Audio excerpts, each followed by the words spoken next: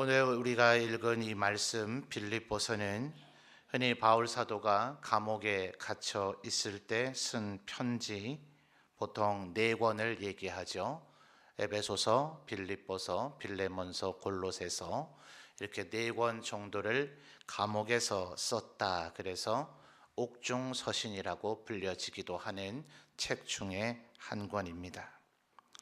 바울 사도가 굉장히 육신적으로도 연세가 많아져서 실제로 교회사의 기록을 보면 이 빌립보서를 기록하고 난 후 일시적으로 감옥에서 풀려났다가 다시 네로 황제에게 붙잡혀서 순교를 했다 하는 그런 기록이 있는 것으로 볼 때, 바울 사도가 그 부분까지 정확하게 예언적으로 예감했다고 볼 수는 없겠으나, 이 빌립보서 안에만도 자기 스스로를 관제와 같이 하나님 앞에 부어진다 하는 그런 표현들을 또 다른 표현에서 이렇게 쓰는 것을 볼 때, 그의 생애가 얼마 남지 않았다는 것을 그 스스로 직감하고 있었지 않았겠는가.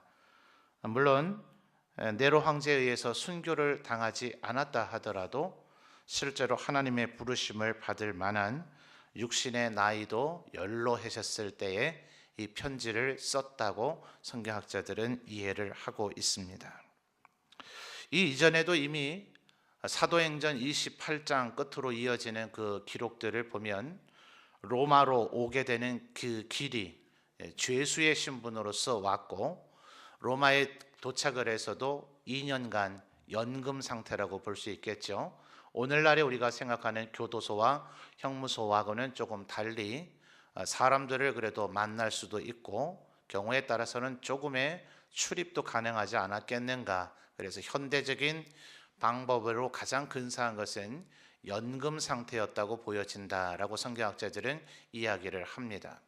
그러니 이미 사도행전 말미에서 이 로마 감옥에서 2년간 연금 상태에 있다가 지금 수차례의 감옥의 투옥과 추록을 반복하고 있는 상황 가운데서 이 편지가 쓰여졌다 하는 거죠.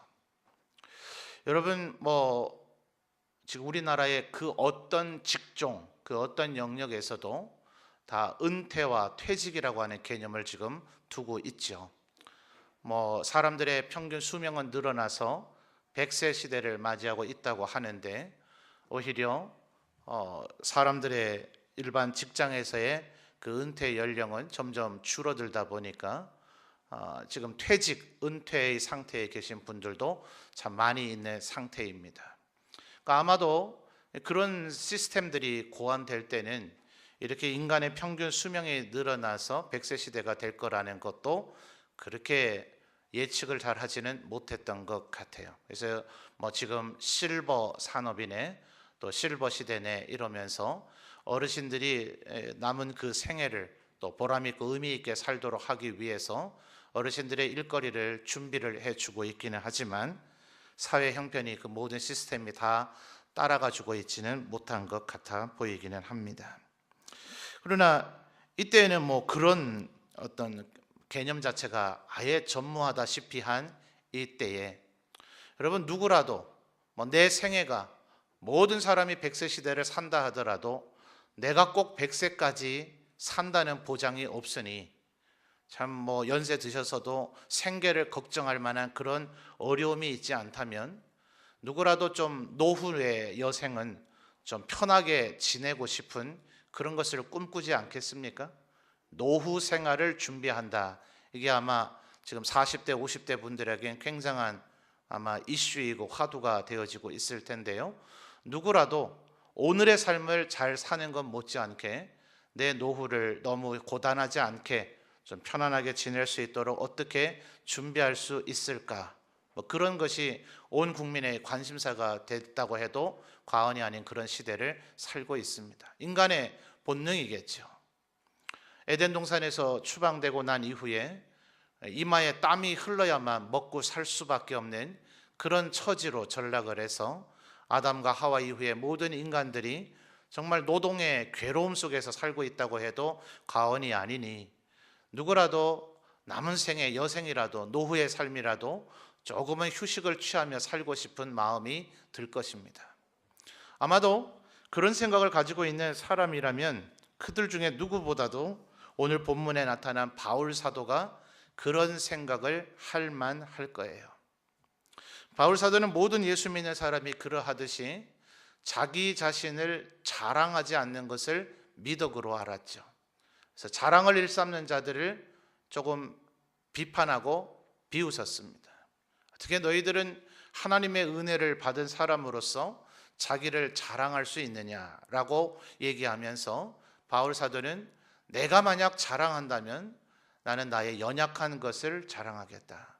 내가 너무 약하다, 너무 부족하다, 나는 너무 미련하다, 이렇게 나를 자랑하겠다. 사실 자랑이 아닌 거죠. 그걸 누가 자랑이라 하겠어요? 누구라도 그것은 감추고 싶은 것일 터인데 나는 자랑을 만약 해야 된다면 그런 식으로 나를 말하겠다라고 바울 사도는 이야기한 거죠. 그러니 역설적으로 자랑하는 이들을 얼마나 그가 비웃고 있는 겁니까? 비아냥거리는 거죠. 자랑해서는 안 된다는 것을 그렇게 역설적으로 강조하는 거예요. 왜 그래야만 했느냐 하면 내가 자랑하지 않아야만, 그래야 내가 그리스도 안에서 그때가 그런 자세를 취하고 있을 때가 가장 강한 상태이기 때문에 그렇다는 거예요. 내가 만약 자랑을 해버리고 내가 만약 사람들에게서 칭찬과 영광을 얻고자 한다면 하나님께서 나를 버리실 거라는 거죠. 그래서 바울 사도는 스스로를 극단적으로 자랑하지 않고 자기에 대해서 아주 철두철미한 절제하는 그런 삶을 살았습니다.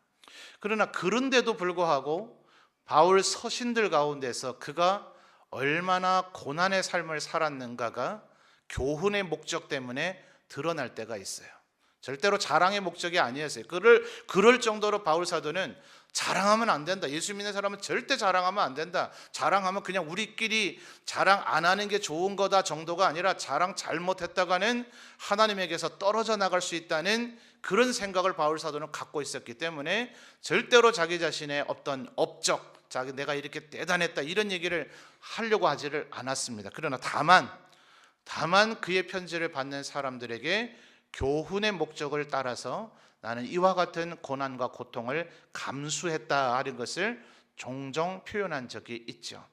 근데 그것만 봐도 그가 적극적으로 내가 이래봬도 말이야 이럴 정도로 고생한 사람이 이렇게 얘기한 것이 아니라 우리를 위해서 이런 고통도 그리스도인은 좀 감수할 줄도 알아야 된다라고 얘기한 그것만 봐도 그게 그러니까 100%가 아니겠죠. 보통 자랑한다 하는 사람은 자기가 한 100%의 일보다 뻥튀기 하죠. 120, 150, 200% 정도 내가 왕년에 이랬었어 이렇게 얘기를 할 텐데 바울 사도는 자랑하는 것이 아니니 그 100%가 아니란 말이죠. 바울 사도가 서신에서 언급하고 있는 것은 30%, 50%나 되겠습니까? 바울 사도가 당했던 고난들의 정확한 그 수치에 비해서 말입니다.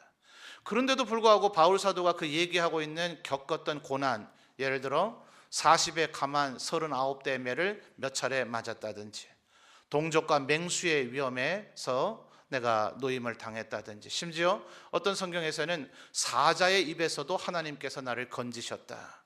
이고니온 같은 데서는 돌에 맞아 죽었다고 여겼기 때문에 죽은 겁니다.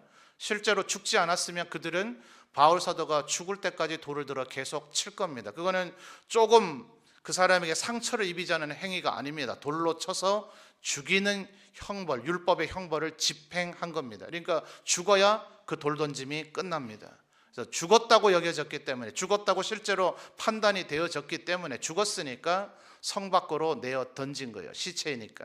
그런데 하나님께서 그를 강권적으로 살렸죠. 돌 맞아 죽었다가도 살아난 겁니다. 그러니까 바울 사도가 얘기하고 있는 그 몇몇 가지들은 바울 사도가 실제로 당한 고난의 절반도 안 될 터인데 그 드러난 바울 사도가 당한 고난만 해도 우리가 오늘 저녁에도 약간의 시상을 했습니다만 우리가 참 수고하고 애쓴 사람은 좀 칭찬해야 되지 않아요? 그리고 그 사람에게 보상도 좀 해줘야 되지 않아요? 교회에 예수 그리스도께서 교회를 세우시고 오순절 성령 강림 사건 이후에 오늘 2016년에 이르기까지 하나님의 교회에 정말 수고한 사람, 이 사람은 상 줘야 된다. 이 사람은 좀 노후 여생 좀 편하게 지내도록 그렇게 하나님 좀 해주셔야 된다라고 한다면 저는 단연코 바울 사도가 1등일 거라고 생각합니다.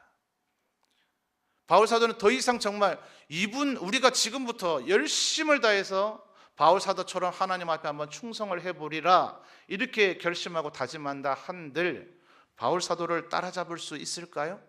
아마 그렇게 하지 못할 거예요. 근데 바울 사도는 오늘 지금 하고 있는 그 얘기가 빌립보서뿐만 아니라 소위 말하는 옥중서신 그리고 디모데 전후서와 디도서도 거의 같은 시기에 쓰여졌다고 보기 때문에 디모데 전후서와 디도서는 그것이 받는 수신자인 디모데와 디도가 후배 목회자로서 그들이 어떻게 목회해야 될 바를 가르쳤기 때문에 목회서신이라는 것으로 따로 분류를 하지만 시기적으로나 바울 사도의 처지 형편은 이 7권이 거의 동일 시기, 동일한 상황 속에서 쓰여졌다고 성경학자들은 봅니다. 근데 그 7권 어디를 보아도 나 정말 힘들었다, 너무 괴로웠다, 정말 이 이상 어떻게 내가 하나님 앞에 더 할 수 있을까? 하나님께서 다메섹에서 나를 부르실 때 네가 평생 나를 위해서 헌신하는 내가 종으로, 이방인을 위한 내가 종으로 너를 삼는다. 너는 이방인과 임금들과 주권자들에게 내 복음을 전해야 될 것이다 하는 그 사명, 아마도 주님 앞에 예수님, 제가 이미 그 사명 충분히 감당했지 않습니까? 이 로마에 와서 황제 앞에서도 내가 말했지 않습니까? 베스도 벨릭스를 비롯한 유대의 총독들에게 이미 얘기했지 않습니까? 헤롯 아그리빠 앞에서도 제가 예수 그리스도의 복음을 증거했지 않습니까? 그들에게 이미 바울 너는 너무 책을 많이 읽고 너무 공부 많이 하다가 미친 것 같다고 여겨졌지, 그런 말도 들었지 않습니까? 네가 지금 몇 마디 말로 나를 예수 믿게 만들려고 하느냐, 그런 말도 듣지 않았습니까? 예수님 저 할 만큼 했잖아요, 이제는 좀 쉬어야 되지 않겠습니까? 라는 말을 그 7권 어디를 봐도 얘기하고 있지 않아요. 누가 보더라도 저 같은 목사가 바울 사도의 후배 사역자라 이렇게 볼 수도 있지 않겠어요? 후배가 선배의 걸어간 발자취를 봐도 이분은 이제 좀 쉬셔야 되는데, 너무 정말 고생을 많이 하셨는데, 근데 바울 사도는 그 어디를 보아도 나 이제 좀 쉬어야 되겠다, 쉬고 싶다, 이런 말을 하고 있지 않더라 하는 거예요. 왜 그럴까요? 무엇이 그를 그토록 사로잡았을까요? 여러분 10절과 11절을 보면 바울 사도는 끊임없이 예수 그리스도와 죽으심과 그 부활을 주목하고 있습니다. 10절에 내가 그리스도와 그 부활의 권능, 그 고난에 참여함을 알고자 하여서 그의 죽으심을 본받아 어떻게 해서든지 죽은 자 가운데서 부활에 이르려 하노니. 여러분 예수님께서 인간을 구원하시기 위해서 십자가에 달려 죽으셨을 때, 혹시 이런 얘기입니다. 바울 사도의 표현은 예수님이 인류를 구원하기 위해서 필요한 어떤 그 고난의 분량이 100%였다면 예수님이 99% 감당하고 가셨을까요? 98% 혹은 97% 감당하고 가셨을까요? 아니죠. 그럴 리가 없죠. 예수님은 우리 인간을 구원하기 위한 필요한 지불해야 되는 어떤 죄의 대가 지불, 그래서 십자가상에서 다 이루었다, 헬란말로 테텔레스타이라고 얘기하죠. 지불해야 될 대가를 완전히 지불했다는 의미를 담고 있는 경제 용어입니다. 그런 말로써 예수님이 얘기하실 정도로 예수님은 인류 전체의 죄악을 씻기 위한 모든 것을 십자가 위에서 충족시키셨어요. 그러니까 예수님을 우리가 도와드려서 예수님이 100% 하고 가셨어야 되는데 97, 98% 했으니까 우리라도 그 나머지 1, 2%를 채우자, 이런 개념은 아예 성립하지 않아요. 근데 바울 사도는 그런 개념은 아니지만 말의 표현을 그런 식으로 합니다. 내가 그리스도의 남은 고난을 채우고자 내 육체의 고난을 당한단 말이죠. 그것은 예수님께 부족하다는 얘기가 아니에요. 내가 예수님을 그럴 정도로 닮아보고 싶다는 거예요. 여러분 성경 여러 곳에서 우리에게 예수님을 닮으라고 얘기하고 있는데, 여러분 어떤 모습을 닮고 싶습니까? 바다 위 걸어가는 모습이요? 오병이어에다가 축사하시고 기도하시면 5,000명 먹이는 그런 모습이요? 썩어서 냄새가 나고 있는 나사로야 나오라 하는 그런 모습이요? 안타깝게도, 안타까운 건 아니죠. 사도들은 그런 거 담고 싶다고 한 적은 없어요. 보십시오. 사도행전을 보고 이 바울서신뿐만 아니라 베드로의 편지들, 요한의 편지들, 또 야고보와 유다의 모든 편지들, 신약에 있는 모든 성경들을 보십시오. 초대교회를 지탱해 나갔던 지도자들인 사도들은 나 예수님의 그 권능, 능력, 그 위대함, 나 그걸 본받고 싶다라고 얘기한 것이 아니라 나도 예수님처럼 죽고 싶다. 바울 사도 오죽하면 다른 성경에서 뭐라 그래요? 나는 날마다 뭐 한다고요? 죽노라. 왜 그럴까요? 죽어야만 부활을 할 수가 있어요. 죽어야만 그 부활의 은혜의 깊이가 뭔지를 알 수가 있어요. 죽지 않은 사람은 절대로 부활을 경험할 수가 없습니다. 여러분, 전에도 제가 말씀드린 바가 있습니다만 이 아이들 하고 있는 게임들 중에는 그 게임 캐릭터가 계속해서 살아서 우리 인간의 삶처럼 무언가를 해야 돼요. 일상의 삶을 삽니다. 그래서 끊임없이 이어지는 게임이라 해서 롤플레잉 게임이라고 이렇게 얘기를 해요. 근데 이 캐릭터가 천하무적이면 재미가 없잖아요. 인간을 닮아야 재미가 있을 거 아닙니까? 그래서 그 게임들을 보면 죽어요, 캐릭터가. 자기의 분신이라고 하는 캐릭터가 죽는데 죽어버리면 또 게임이 끝나니까, 아니면 처음부터 백지 상태에서 다시 시작하라 그러면 애들이 안 할 것 같으니 게임사들이 죽었다가 다시 되살아나는 기능을 거기에 넣어놨어요. 게임 프로그램 가운데. 거기서도 부활이라 그럽니다. 그런데 제가 그 게임을 저도 한번 해보면서 야, 이거 안 죽은 상태에서 가서 부활을 했으면 어떻게 될까? 그래서 제 캐릭터가 죽지 않았는데 그 부활을 하는 기능을 수행을 해봤어요. 중간에 말풍선 창이라고 해서 또 창이 하나 뜨면 그 문장이 뜹니다. 죽지 않은 캐릭터는 부활할 수 없습니다.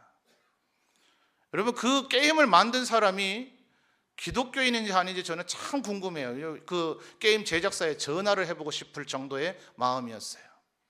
불신자인지 신자인지는 알지 못하지만 부활의 속성을 너무나 꿰뚫고 있지 않습니까? 죽지 않으면 부활할 수 없어요. 바울 사도는 지금 내가 그리스도와 그 부활의 권능, 그 고난의 참념을 알고자 해서 10절 하반절에 마지막 뭐 했다고요? 그의 죽으심을 본받아. 그러니까 바울 사도는 끊임없이, 그렇다고 이건 자해가 아닙니다. 자살이 아닙니다. 오늘날 우리나라 사회에서 횡행하고 있는 그것이 아닙니다. 최선을 다해서, 그래서 히브리서 11장에서 모든 믿음의 사람들을 뭐라 그래요? 세상이 감당치 못하는 사람들이에요. 이 세상 사람들은요, 되게 강한 것 같이 막 힘차게 나가다가도 너 그러다가 너의 모든 것을 잃는다? 그럼 주춤하게 마련이거든요. 너의 직장, 너의 신분, 너의 재물, 너의 건강, 그 모든 것을 다 잃게 될지 몰라. 적당히 좀 하지 그래? 이러면 자기의 주장과 소신을 굽히게 되어 있어요. 근데 믿음의 사람들은 그렇지 않았어요. 왜요? 모든 것 다 잃어도 하나님이 회복시켜 주실 거니까. 심지어 목숨을 잃는다 할지라도 하나님이 그 목숨까지도 회복해 주실 거니까. 그들의 신앙은 단순한 단편적인 믿음이 아니라 최종적인 믿음인 부활의 믿음까지를 그들이 갖고 있었기 때문에 이 세상의 그 어떤 이들도 그들을 굴복시킬 수가 없었어요. 사자굴에 넣는다 해도, 불 가운데 집어넣는다 해도, 그들을 굶겨 죽이겠다고 해도, 그 어떤 방법을 써도, 굶주린 맹수 앞에 그들을 노출시켜 놔도, 산채로 불을 태워 죽여도, 요한 사도의 제자였던 폴리갑 같은 이는 한 번만, 단 한 번만 예수 그리스도를 모른다고 부인하라고 할 때 내 80평생 그분이 단 한 번도 나를 모른다고 부인하신 적이 없는데 내가 어떻게 그분을 모른다 할 수 있느냐 하면서 당당하게 맹수에게 물어뜯겨 순교하며 죽어갔습니다. 세상이 그들을 협박할 수가 없어요. 감당치 못했어요. 믿음을 가지고 있었으니까, 죽음을 두려워하지 않았으니까. 여러분, 바울 사도에게 지금 그 정신과 그 신앙이 있습니다. 분명히 지칠 만도 한데, 분명히 이제는 쉬고 싶어 할 만도 한데, 지금 이 편지는 바울 사도가 감옥 안에서 쓰고 있는 편지입니다. 감옥에서 풀려날 것을 별로 기대하지 않습니다. 여기서 죽을지도 모른다고 스스로 각오합니다. 다른 모든 초대교회 성도들도 그렇게 알고 염려하고 있습니다. 그런데 분명히 죽을 것이 분명하다고 여겨지면서도 바울 사도는 그 가운데서 나는 감옥에 풀려날 것을 소망한다고 얘기합니다. 감옥이 힘들어서가 아닙니다. 감옥으로 밖으로 나아가서 한 번 더, 마지막 내 온몸이 사그러질 때까지, 내 모든 불꽃이 다 없어질 때까지, 그 마지막 한순간이라도 한 번 더 복음을 전하고자 하는 열망이 그를 사로잡았기 때문에 그렇습니다. 왜 바울 사도는 이렇게 복음을 전하고 싶어 했을까요? 14절에 보면 표대를 향해서, 그리고 그리스도 예수 안에서 하나님이 위에서 부르신 뭐라고요? 부름의 상을 위해서. 여러분, 이 상을 소망하시는 여러분 되시기를 바랍니다. 여러분, 분명히 연말에 가면 또 올 1년 전체를 집계해서 한 분이 얼마나 많은 분을 전도하셨는가 전도위원회에서 또 시상할 겁니다. 우리에게 약간의 격려와 칭찬이 필요하니까요. 또 아마 새가족부에서도 여러분에게 맡겨드린 양육자로서 맡겨진 분들을 얼마나 우리 교회 정착하도록 잘 섬겼는지 또 그분들도 시상을 할 겁니다. 우리들 서로에게 격려의 말도 합니다. 서로를 칭찬하기도 합니다. 분명히 필요합니다. 중요합니다. 서로에게 그렇게 해야 됩니다. 그러나 여러분 마음속에 잊지 말아야 될 것은 진정한 상은 하늘나라에서 주님이 우리를 부르신 그 부름의 상이라는 것을 기억하시는 여러분 되시기를 바랍니다. 어떠세요? 이 세상에서 작은 샘플 정도 되는 상품과 그것을 바꾸시겠습니까? 그러면 안 되죠. 그래서 너무나 손해보는 일입니다. 이 세상에서 너무 많은 칭찬과 격려를 기대하지는 마십시오. 하나님 앞에서 받는 칭찬과 상이 진짜인 것입니다. 그것을 여러분의 마음속에 품고 살아가는 우리 모든 성도님들이 되시기를 바랍니다. 그러나 그럼에도 불구하고 이상하게 올해는 그런 생각이 좀 많이 들어요. 해마다 우리 성도님들 수고하셨는데, 해마다 참 전도하느라 애를 많이 쓰셨는데, 해마다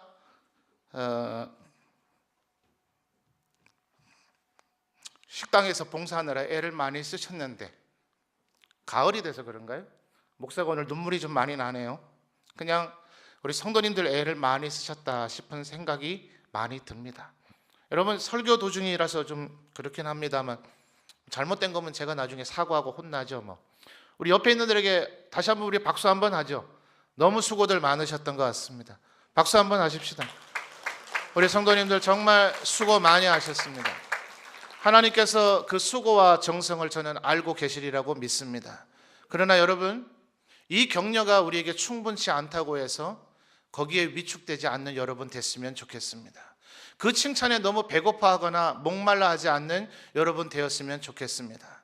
이제는 힘들다, 좀 그만하자, 이렇게 손 놓지 않는 여러분 되셨으면 좋겠습니다. 제가 기독교 연합회 임원들한테 좀 따지듯이 그랬습니다. 해마다 11월에 부흥회 하시더만 왜 신경 쓰이도록 우리 전도 집회하는 다음 날부터 부흥회를 하고 일합니까? 그냥 싸우자고 덤벼든 건 아니고 농담처럼 이렇게 말씀을 드렸습니다. 그랬더니 임원분들이 그러시더만요. 우리 마음대로 정하는 게 아니라 강사분 스케줄 따라 잡다 보니 그래 된 겁니다. 이러더라고요.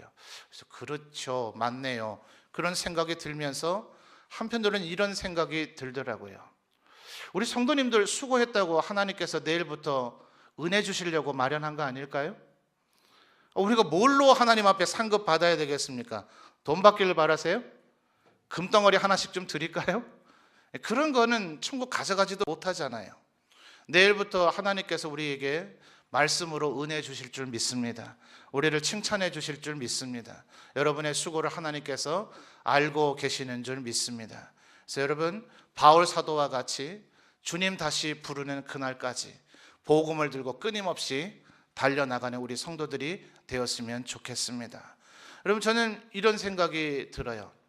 바울 사도가 참 연세가 많으셨다, 그때 지금 이 빌립보서가 기록되어졌다라고 성경학자들은 보고 있는데, 어떻게 이런 연세에서 이런 열정을 아직도 불태울 수 있을까가 아니라 너는 이 나이 될 때까지 이렇게 할 수 있겠냐, 이 질문이 저에게 던져지더라고요.